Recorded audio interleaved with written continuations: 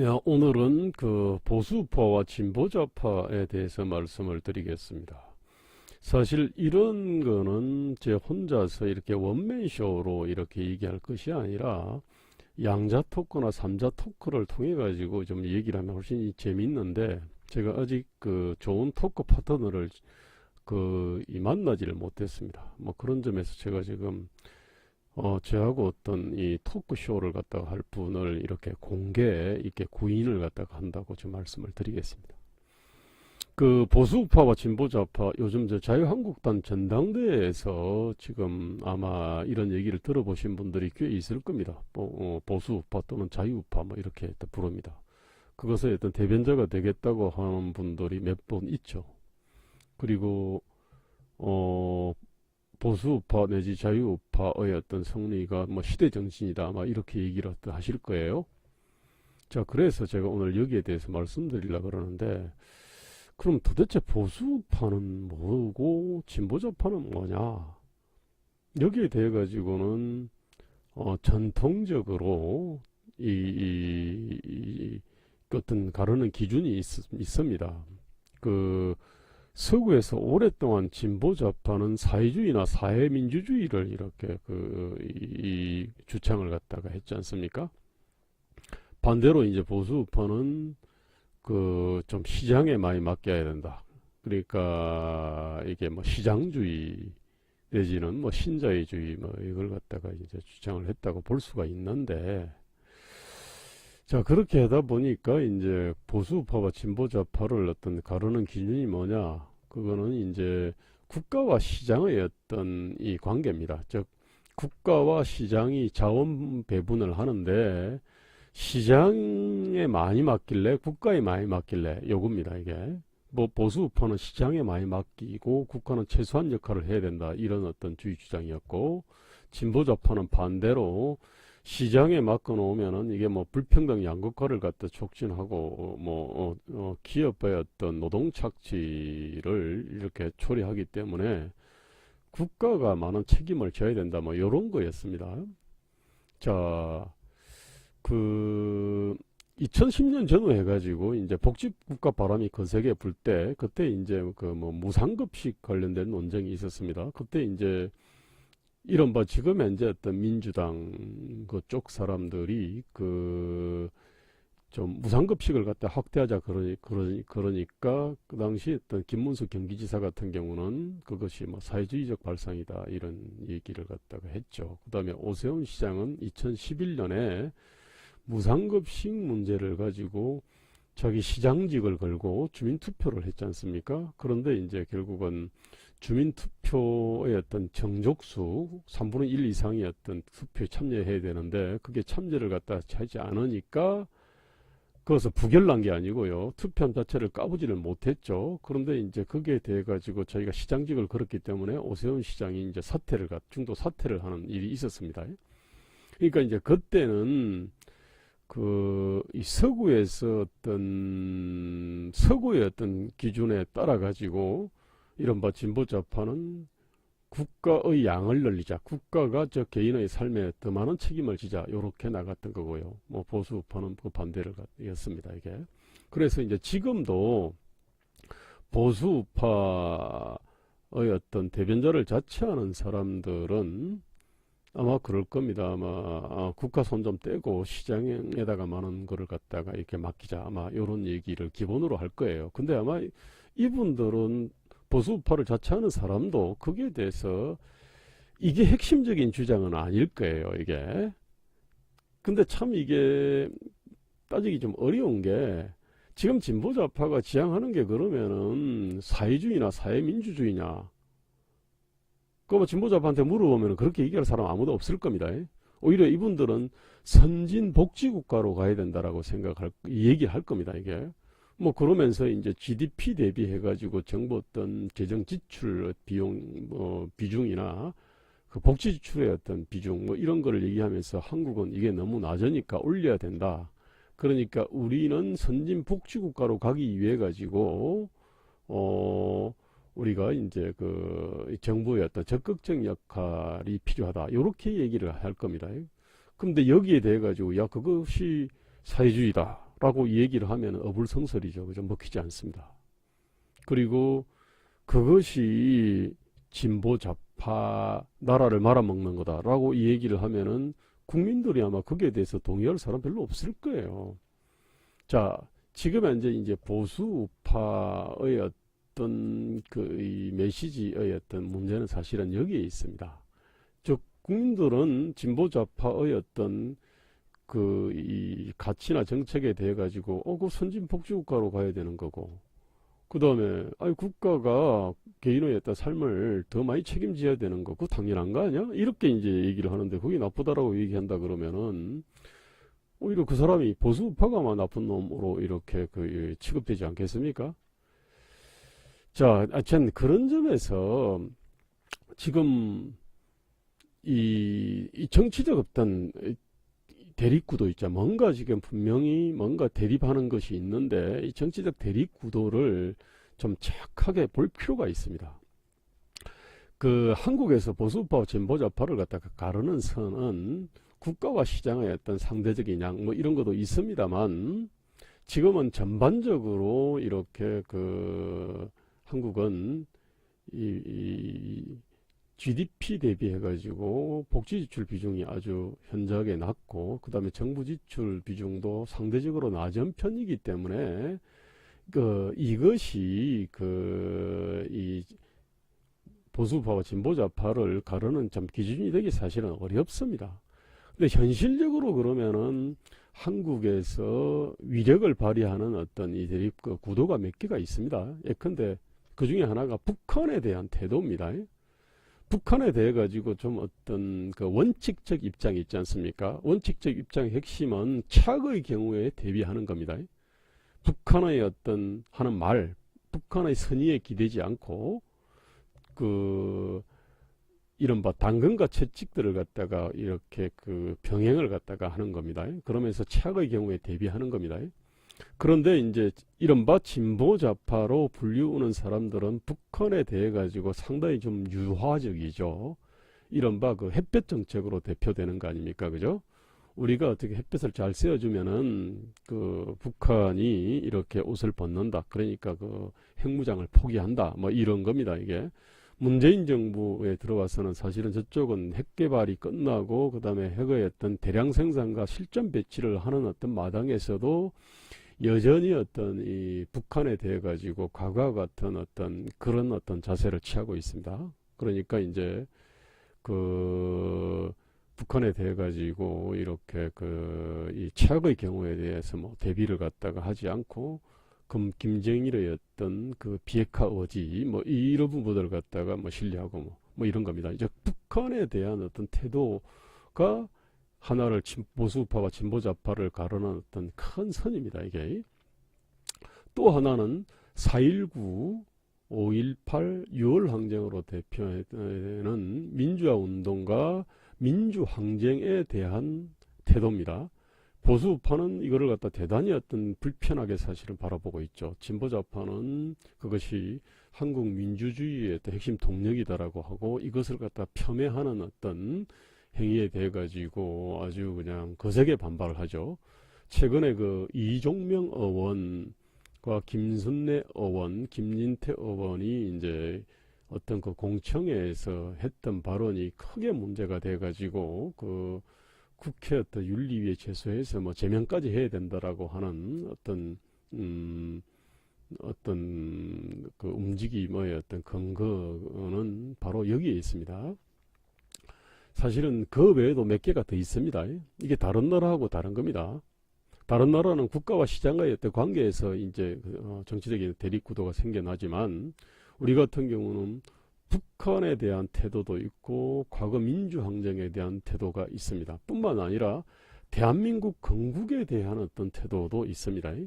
사실 이 진보좌파는 대한민국 이승만 박정희가 이제 주도했던 대한민국의 건국과 산업화에 대해 가지고 사실 그 건어를 갖다가 좀 크게 보고 어떤 사람은 거기에 대해 가지고 이게 굉장히 부정적인 사람도 있습니다. 즉 그 민족사적 정통성이 북한에 있다. 항일 무장투쟁을 주도했던 어떤 세력들이 건국한 북한의 정통성이 있고 남한에는 정통성 없다. 이렇게 생각하는 사람도 아주 소수나마 있습니다. 그리고 전반적으로 대한민국의 어떤 건국에 대해 가지고는 상당히 불편하게 좀 그 그늘을 갖다가 크게 이제 보는 어떤 경향들이 있습니다. 이렇게 대한민국 건국이 있습니다. 그 다음에 미국과 따라서 한미동맹에 대한 어떤 태도도 이게 좀 다릅니다. 지금 물론 태극기를 흔드시는 분들은 태극기와 성조기를 갖다가 흔들지 않습니까? 그분들은 미국과 한미동맹에 대해 가지고 굉장히 어떤 긍정적 생각을 갖고 있는데 진보좌파는 거기에 대해 가지고 좀 불편한 생각을 갖고 있습니다. 자, 이런 식으로 지금 한국의 정치적 대립구도를 이렇게 가르는 선은 이 국가와 시장의 어떤 관계도 있고, 그 다음에 민주항쟁에 대한 어떤 태도도 있고, 북한에 대한 태도 있고, 대한민국 건국에 대한 태도가 있고, 그 다음에 한미 동맹과 미국에 대한 태도, 뭐 이런 것들이 쭉 있습니다, 이게. 자, 그래서 사실은 이제 보수파, 진보좌파를 갖다가 이렇게 참 구분할 때 이게 스스로 헷갈립니다. 얘기하는 사람들조차도 아마 헷갈릴 겁니다, 이게. 자, 근데 또 하나가 있습니다. 이전에 이 보수우파와 진보좌파를 갖다가 가르는 기준이 뭐냐는 얘기를 할 때, 우리 돌아가신 김기영 교수, 방송대 교수였습니다. 이분이 경남고등학교 출신인데, 문재인 대통령하고 1년 수료배 사이입니다. 문재인 대통령이 1년 선배죠. 그리고 어떤 이분이 이 진보 쪽에서 굉장히 이렇게 좀 평판이 좋은 사람이었어요. 그래서 문재인 대통령한테 적극적인 조언을 갖다가 했고, 문재인 대통령도 상당히 참 귀를 기울였는데, 그분이 2014년 12월에 그냥 이렇게 일찍 돌아가셨습니다. 참 지금도 좀 제 개인적으로 친했는데 참 아쉬워요. 근데 어쨌든 그분 얘기는 뭐냐면은, 한국의 어떤 이 정치적인 어떤 지형을 볼 때는 진보와 보수의 어떤 대립구도 외에도 개혁과 수구의 어떤 이 대립구도도 있다라고 얘기했습니다. 도대체 무엇이 개혁이냐? 그거는 이제 국가와 시장의 질을 갖다가 올리는 거다. 수구는 국가와 시장의 어떤 질들을 떨어뜨리는 거다. 뭐 이런 얘기였습니다. 지금 현재 그러면서 뭐 이렇게 재벌의 어떤 갑질, 그 다음에 어떤 노동조합의 어떤 지대추구 행위, 뭐 이런 부분들을 갖다가 이거는 보수 진보의 문제가 아니라 수구와 개혁의 문제다라고 이렇게 이제 보셨죠. 그러면서 어떤 경제 민주화는 국가와 시장의 질을 올리는 어떤 이 정책이다라고 이제 얘기를 갖다가 이렇게 했죠. 이게. 자, 그런데 저는 사실은 이게 수구냐 개혁이냐라고 하는 어떤 이 프레임이 굉장히 중요한 프레임인데, 한국에서는 사실은 이게 좀 너무 뒷전으로 참 밀려서 굉장히 좀 아쉽게 생각합니다. 사실 보수우파나 진보좌파를 얘기하는 분들도 전 수구와 개혁이라고 하는 이 프레임을 갖다가 적극적으로 좀 차용해야 된다고 생각합니다. 제 생각에는 단적으로 제 생각에는 김기현 교수가 만약에 살아 계셔가지고 문재인 정부가 소득주도 성장 정책이라고 하는 이름하에서 하는 여러 가지 이제 정책들이 있습니다. 최저임금을 대폭 끌어올린다. 그 다음에 아주 거칠게 주 52시간제를 실시하고, 그 다음에 비정규직의 어떤 정규직 전환하고, 그나마 그거를 갖다가 공공부문이 그걸 갖다가 이제 주도를 하고, 그리고 뭐 문재인 케어 같은 거를 갖다가 이렇게 하고, 그 다음에 국민연금이 스튜어드십 코드를 이렇게 적극적으로 행사해서 기업 경영에 개입하는 행위. 과연 그러면 이런 어떤 일련의 행위들을 해가지고 과연 이것이 국가와 시장의 질을 올린다고 생각을 했을까? 제가 하는 한 절대로 그렇지 않았을 겁니다.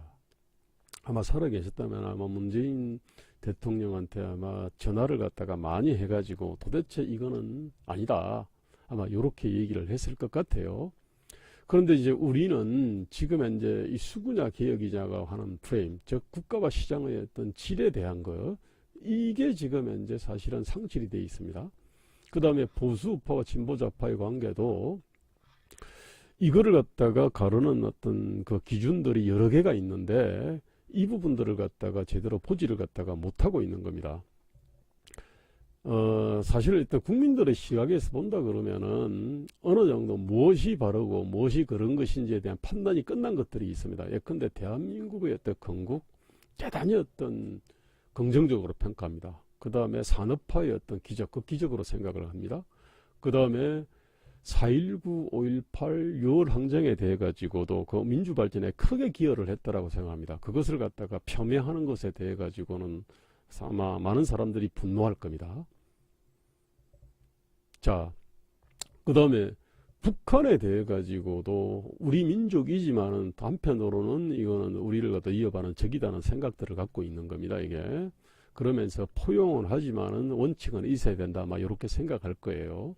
저는 이런 것들이 우리 한국 그 국민들의 어떤 보편적인 이성이고 상식이고 원칙이 아닐까 이렇게 생각합니다. 저는 보수우파나 진보좌파를 갖다가 뭐 주장을 할 때 국민들의 어떤 공통적인 컨센서스 있지 않습니까? 저는 이 부분을 해치지 말아야 된다고 생각합니다.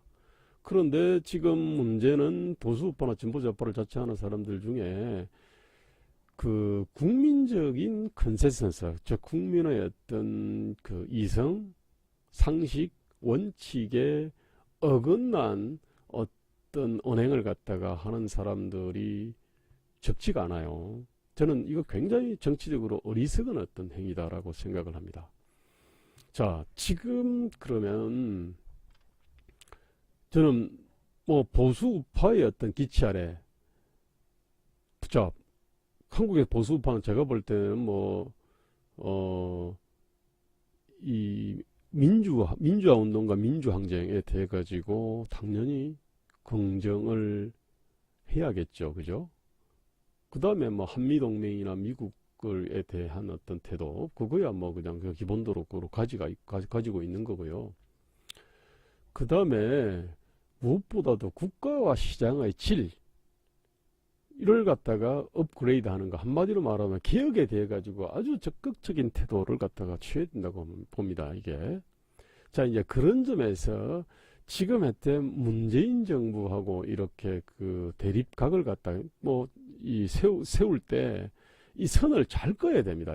예컨대 그 6월 민주항쟁이나 5.18을 폄훼하면서 보수파의 어떤 이 가치를 갖다가 이렇게 옹호한다. 제가 볼 때 아마 국민들로부터 외면을 갖다가 받을 거예요. 이게. 지금 현재 전 문재인 정부의 핵심 아킬레스건은 뭐냐?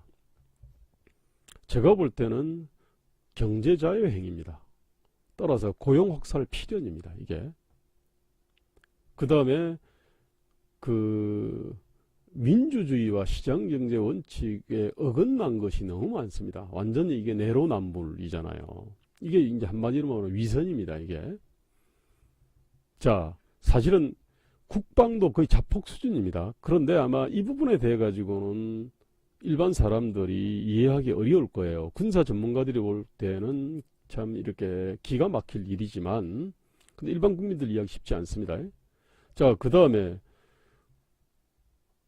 그 북한에 대해 가지고 예컨대 너무 뭐 굴종적이고 그 다음에 뭐 이게 무슨 고려 연방공화국을 추구하는 거 아니냐, 예컨대 이런 식의 비난들을 많이 하는데 아마 국민들이 그걸 전혀 어떤 납득하지 않을 거예요. 왜냐하면은 이명박 박근혜 정권 그 시절에는 어쨌든 이 북한에 대해 가지고 상당히 어떤 나름대로 어떤 그 원칙의 어떤 이름하에 상당히 어떤 제재와 압박을 갖다가 꽤 가했지 않습니까? 이게 그 중간에 뭐 개성공단도 폐쇄하고, 문제는 그러면은 그 정책이 어느 정도 효과를 갖다가 보인 어떤 증거가 없거든요. 북한의 핵개발 속도가 이렇게 늦춰졌냐? 그것도 아니죠. 그렇다고 해서 북한의 어떤 개혁 개방이 좀 더 빨라졌냐? 그것도 아니죠. 북한 정권이 더 불안정했냐? 그것도 아니거든요. 자, 그런 상황이기 때문에 어쨌든 문재인 정부가 제가 봐도 정말로 이 거칠고 무원칙적으로 지금 대북 정책을 피는 것 같아요. 그렇지만 어쨌든 국민들이 눈에 볼 때는 이거는 어쨌든 답답한 현상을 타개하는 정책이거든요. 어쨌든 남북 정상회담 했고 북미 정상회담을 했고 그 뭐 말을 갖다 얼마나 김정은의 말을 얼마나 믿을 수 있을지 모르지만은 어쨌든 뭔가 획기적인 어떤 변화가 생길 것 같단 말입니다. 지금까지 인상은 그렇습니다. 아직까지 이게 완전히 어떤 파탄 난 건 아니에요. 아니, 그렇기 때문에 뭐 대북 정책이 완전히 잘못됐다. 지금 이렇게 얘기할 수도 없지 않습니까? 저는 지금 한국에서 보수 우파나 자유 우파를 갖다가 주창하는 사람들이 정말로 엉뚱한 데서 이렇게 그 머리를 갖다가 들이받고 있는 것 같습니다. 머리 받은 게 대표적인 게 그 5.18과 6월 민주항쟁에 대한 대단히 불편한 좀 뭐랄까 부정하는 듯한 어떤 그런 태도들이 있습니다. 그 다음에 주로 어떤 북한하고 안보 문제 있지 않습니까? 이 문제를 갖다 주로 거론합니다. 그런데 이 부분과 관련해 가지고는 그 국민들이 쉽게 동의할 수가 없는 거지 않습니까? 이게 문재인 정부의 핵심 아킬레스건은 아까 말씀드렸지만은 시장과 국가의 질을 갖다가 한참 떨어뜨리고 있습니다.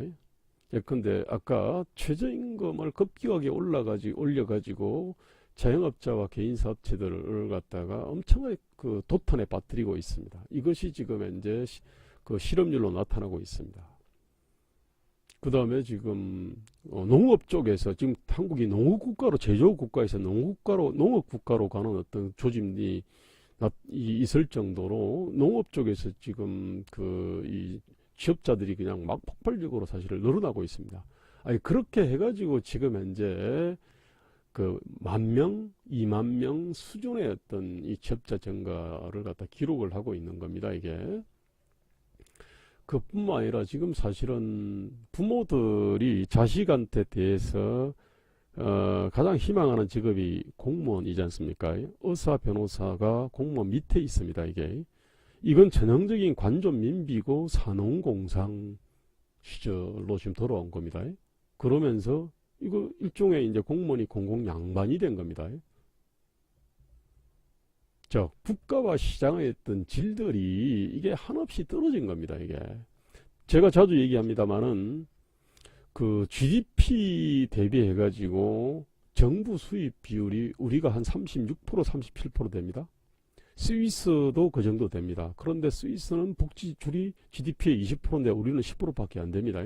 도대체 이 차이가 어디서 나는 거냐? 이게 지금 공무원의 어떤 공공양반화, 이게 높은 어떤 임금, 연금, 복리후생을 빼놓고 설명할 수가 없는 겁니다, 이게.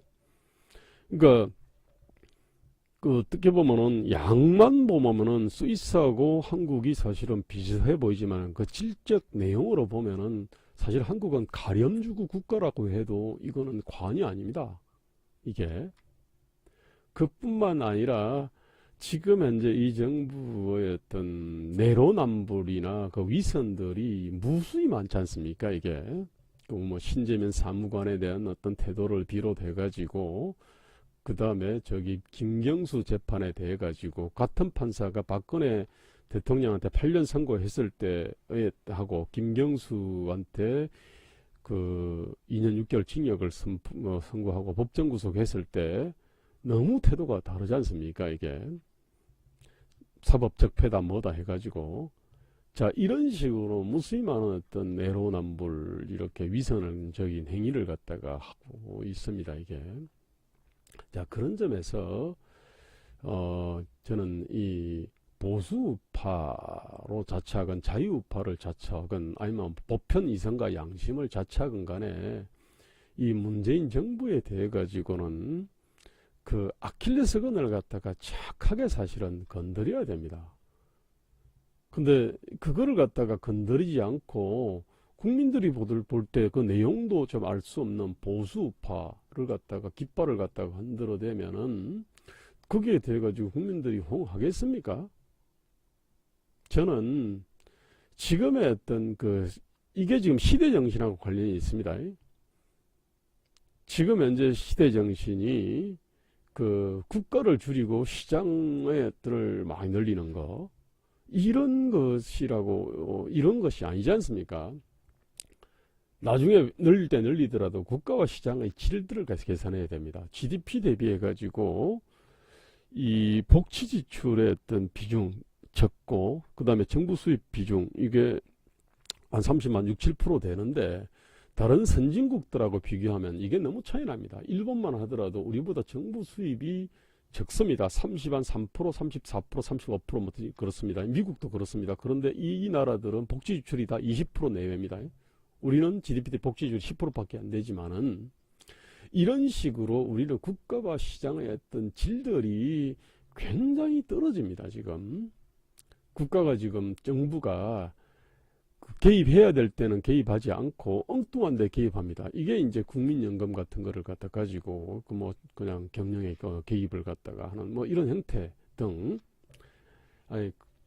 그런 점에서 지금 필요한 거는, 지금 대한민국의 진정한 대립구도는 한마디로 말하면은 이건 문명대 야만의 대립구도입니다. 이게 지금 현재 이 정부가 하는 거는 진보 좌파적이라기보다는 오히려 조선적인 어떤 겁니다. 이게 산업공상, 그 다음에 관존민비, 공공양반, 그 다음에 어떤 이 직장계급 사회, 지금 이런 것들 있잖아요. 그 다음에 툭 하면은 청와대 게시판에다가 이것저것 처벌해 주세요, 이것저것 해 주세요라고 하는 거, 사실 굉장히 조선적인 겁니다. 이게. 자, 지금 대한민국은 문명대야만의 어떤 대립구도입니다. 그 다음에 수구대 개혁의 대립구도입니다. 지금 그 문재인 정부가 하는 거는 대단히 수구적인 겁니다. 이게 공공기득권과 노동기득권에 대해 가지고 개혁을 하기는커녕 오히려 이쪽하고 사실상 스크럼을 갖다가 짜가지고 지금 현재 국정을 갖다 운영하겠다는 것 아닙니까? 그런 점에서 이거는 수구대 개혁의 어떤 드립입니다. 이게. 자, 그 다음에 지금 이게 정말로 하는 일들이 보면 정말 무지몽매하잖아요. 시장이나 어떤 경제나 기업에 대한 이해가 너무나 떨어집니다. 이게. 그래서 이거는 보편 어떤 상식을 가진 어떤 세력대, 이건 정말로 무지몽매한 세력의 어떤 대립입니다. 이게. 저는 그런 점에서 저는 진보 좌파 대 보수 우파의 어떤 대립구도로 이거 세상을 갈라치기 하면은 아마 진보 좌파로 또 불리우는 어떤 세력이 땡큐 할 것 같아요. 왜냐면은 문제의 본질을 갖다가 제대로 짚지를 못하고 있지 않습니까? 그뿐만 아니라 보수 우파를 자처하는 사람들이 민주항쟁을 갖다가 폄하를 갖다가 폄훼한다거나, 나름대로 어쨌든 현상을 갖다가 크게 변화시키려고 노력을 하는, 남북관계에서 노력하는 문재인 정부에 대해 가지고 이렇게 딴지를 갖다 걸고 그러면서 보수 우파래, 그러면은 땡큐죠. 사실은 저는 지금의 어떤 시대 정신은 보수 우파 대 진보 좌파의 대립이 아닙니다. 사실은 문명대 야만의 대립이고 수구대 개혁의 대립입니다. 그 다음에 아무런 비전도 없고 포퓰리즘적인 어떤 정책들을 갖다가 이렇게 쓰는 어떤 세력대, 나름대로 어떤 비전을 갖다가 갖고 대한민국의 어떤 미래에 대한 책임을 갖다가 가지고 있는 세력의 대립입니다. 저는 이런 식으로 대립 구도를 갖다가 형성을 해야 참 대한민국이 앞으로 갈 수 있고, 문재인 정부의 어떤 폭정과 실정이 나름대로 제지를 갖다 받지 않을까, 이렇게 생각합니다. 감사합니다.